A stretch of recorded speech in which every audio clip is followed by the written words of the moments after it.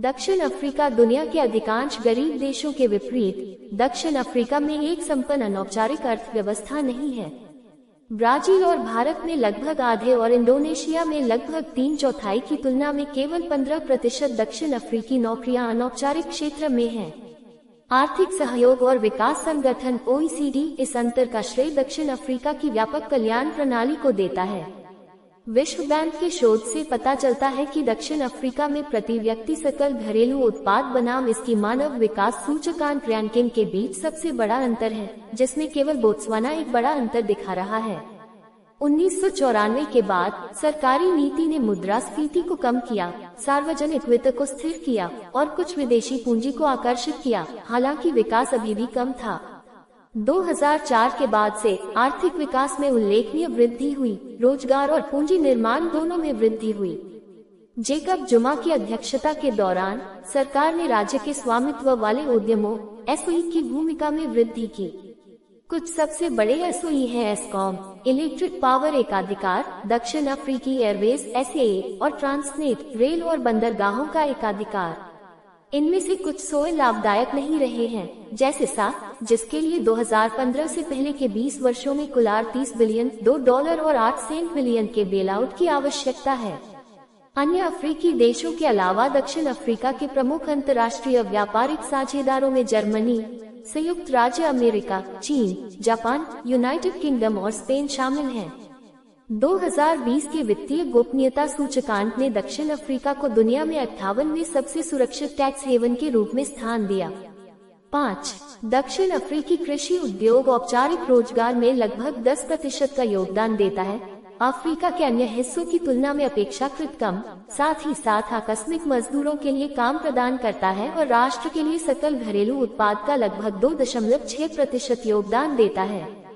भूमि की शुष्कता के कारण फसल उत्पादन के लिए केवल 13.5% का उपयोग किया जा सकता है और केवल 3% को उच्च क्षमता वाली भूमि माना जाता है।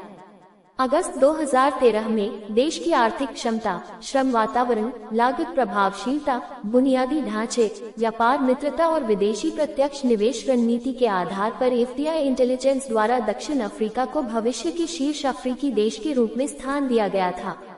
दक्षिण अफ्रीका में एक बहुत बड़ा ऊर्जा क्षेत्र है और वर्तमान में अफ्रीकी महाद्वीप का एकमात्र देश है जिसके पास परमाणु ऊर्जा संयंत्र है।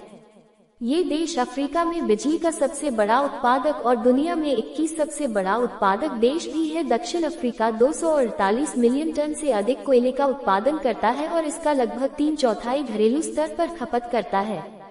दक्षिण अफ्रीका की ऊर्जा जरूरतों का लगभग 77% सीधे कोयले से प्राप्त होता है और अफ्रीकी महाद्वीप पर खपत होने वाले कोयले का 92% दक्षिण अफ्रीका में खनन किया जाता है। अफ्रीका का सबसे बड़ा बिजली उत्पादक होने के बावजूद देश एक ऊर्जा संकट का सामना कर रहा है जो देश की अर्थव्यवस्था पर भारी प्रभाव डालता है। लोड शेडिंग के लगातार दौर के रूप में प्रकट होने वाली सबसे उल्लेखनीयता राज्य के रूप में व्यापक राष्ट्रीय स्तर के रोलिंग ब्लैकआउट की निरंतर अवधि है। स्वामित्व वाली बिजली कंपनी एस्कॉम दक्षिण अफ्रीका की ऊर्जा मांग को पूरा करने में विफल रही। ये 2007 के बाद के महीनों में शुरू हुई और आज भी जारी है।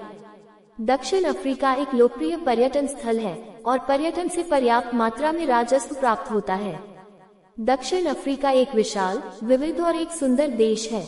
यह अद्वितीय है और इसे the world in one country के रूप में भी जाना जाता है। शेर, भैंस, तेंदुआ, गैंडा और हाथी की तलाश में दुनिया भर से वन्यजीव प्रेमी यहाँ आते हैं। वन्य जीवन और परिदृश्य के अलावा गंतव्य प्रवाल वित्तियों, shark dives, white water rafting, सुनहरे समुद्र तटों, सर्फिंग और भी बहुत कुछ दिखाता है। दक्षिण अफ्रीका में सभी संवाद प्रेमियों के लिए लगभग 3000 किलोमीटर की खूबसूरत तटरेखा है। कोई भी स्थानीय और अंतर्राष्ट्रीय व्यंजनों का अनुभव कर सकता है जिसमें दक्षिण अफ्रीका की अपनी प्रसिद्ध वाइन शामिल है।